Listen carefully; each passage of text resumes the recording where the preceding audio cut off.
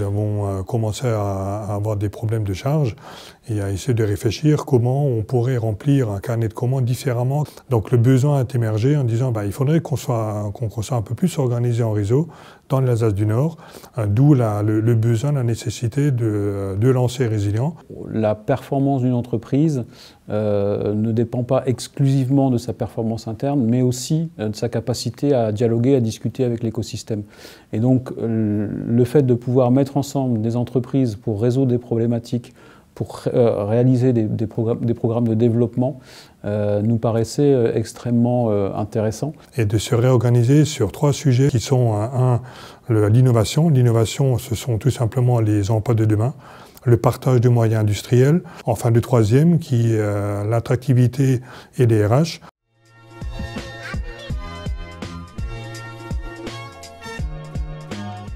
J'ai trouvé l'initiative intéressante.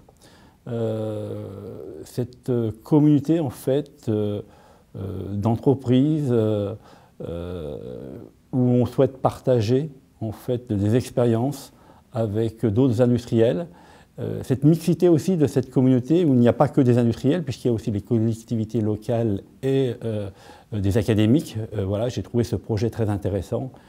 Le territoire a besoin d'acteurs économiques performants.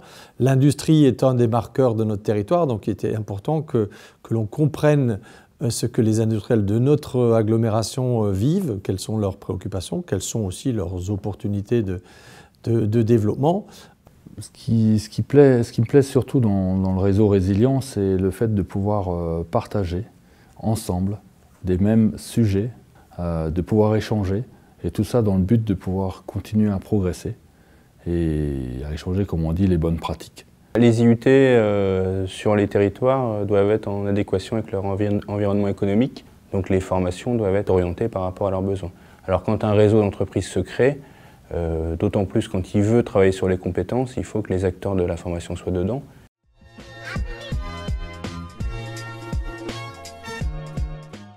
Il y a des Gemba Walk dans différentes sociétés où là on va pouvoir apporter une certaine forme d'expertise qu'ont certains collaborateurs de nos entreprises à une entreprise qui a besoin à un moment donné d'avoir des informations, d'avoir un diagnostic dans ces processus nouveaux ou anciens.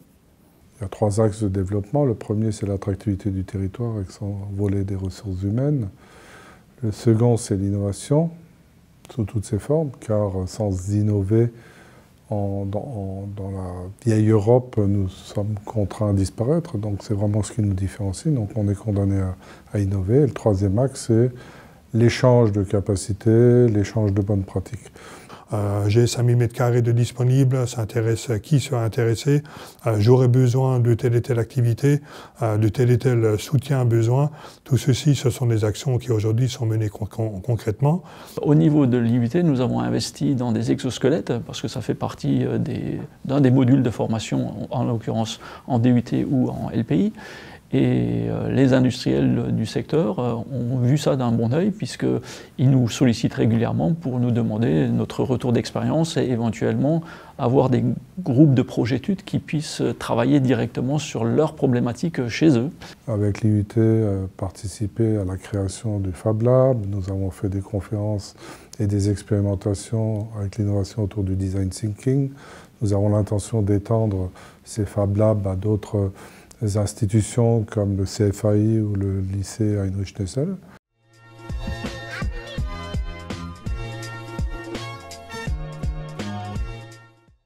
Le développement de Résilient se fera non pas à l'horizontale, parce que je pense que la force de Résilient, c'est de rester centré sur un petit périmètre, sur un bassin d'emploi.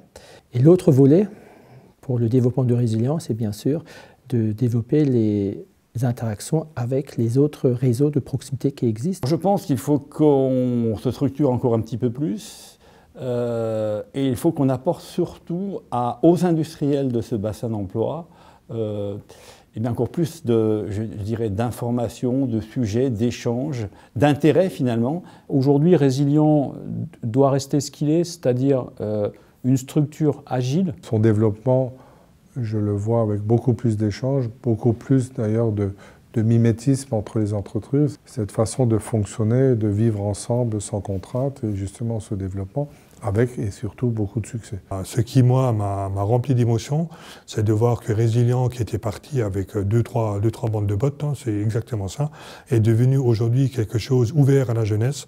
Et je me suis permis de dire à ces jeunes qui étaient là parmi nous à ce moment-là, de dire vous êtes la deuxième génération de Résilient. Donc dès à présent, pour moi, Résilient est pris en main par la jeunesse et continuera à se développer par et pour notre avenir.